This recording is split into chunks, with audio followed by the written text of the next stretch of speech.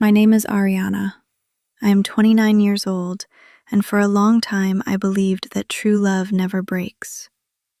I believed that when you give someone your heart, they will protect it. I believed loyalty was enough to keep two people together. I was wrong. 3 years ago, I met Ethan in a small cafe near my workplace.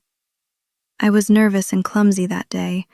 I spilled my coffee on the table, and instead of being annoyed, he laughed and helped me clean it. "That's how our story begins," he said softly, with a mess and a smile. From that moment, we started talking. Ethan worked as a car mechanic.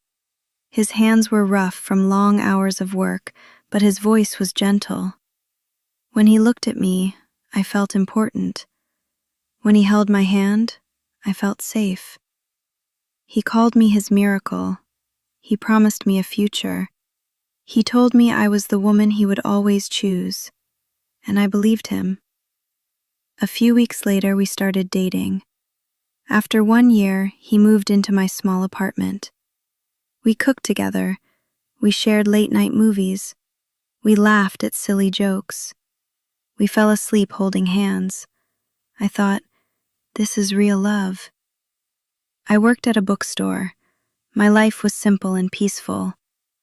Every evening, Ethan waited for me outside.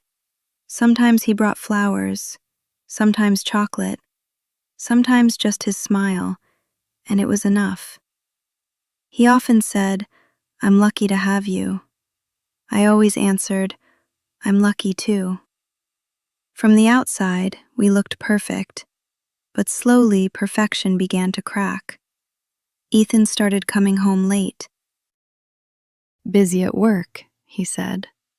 Some nights, he didn't come home until midnight. Helping a friend. He never said which friend. I didn't ask, because I trusted him. One cold night, he forgot to call. I waited by the window. My heart felt heavy. When he finally came home, he smelled of sweet perfume that wasn't mine. "Where were you?" I asked quietly. "Long shift," he replied. I smiled and said nothing, but my heart whispered, something isn't right. Days turned into weeks. He became distant, less laughter, less warmth, less love. I tried harder. I cooked his favorite meals. I wrote him love notes. I waited every evening with hope. I stayed loyal. I stayed patient. I stayed in love. Until one Sunday morning, I saw his phone on the table. It vibrated. A message appeared. "Can't wait to see you tonight." My hands shook. I put the phone down quickly. Maybe it's nothing, I told myself, but deep inside, I knew. That evening, he came home late again. "Helping Liam," he said. "Which Liam?" I asked. He hesitated. "Just a guy from work." I didn't believe him, but I didn't fight, because I was afraid of losing him. The next day, I couldn't focus at work. My mind was broken. My heart was tired. That night, I decided to surprise him. I packed dinner, baked his favorite bread, wore his favorite sweater. I drove to the garage. It was closed, dark, empty. Fear filled my chest. I called him. No answer. I drove around, lost. Then I saw them, in a quiet park, on a bench. Ethan, holding another woman, kissing her, laughing with her. My world shattered. I couldn't breathe.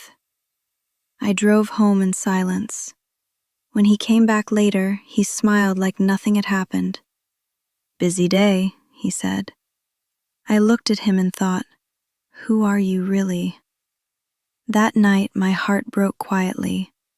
The next morning, I decided to follow him. After work, I told him I was busy. Then I followed his car. He stopped at a flower shop. He bought pink roses.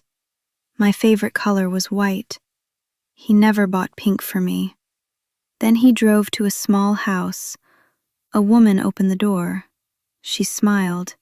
He hugged her. Then a little boy ran out. Papa! Ethan lifted him into his arms. They looked like a family, a hidden family. Tears blurred my vision. It wasn't just cheating. It was a whole secret life. That night, I packed my bag. I wrote a note. I know the truth. Goodbye. When he came home, I was waiting. I can explain, he said. No, I replied. You already did. I loved you, I said softly, but you betrayed me.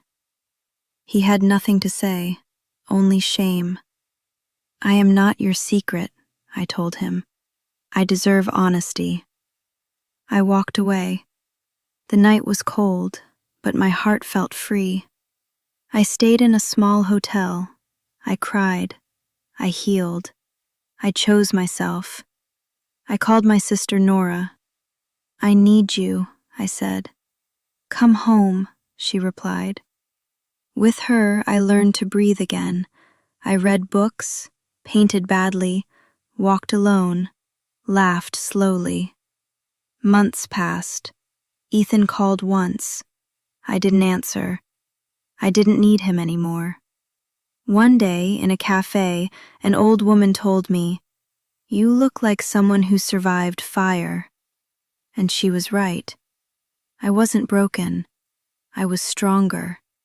That evening, I looked at the sky and whispered, "You are enough, Ariana."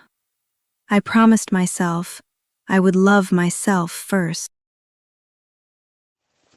One day maybe I would love again, but only someone who chose me fully. For now I was enough. I was no longer the woman who waited in silence. I was no longer loyal to lies. I was strong, brave, free, and finally loyal to myself.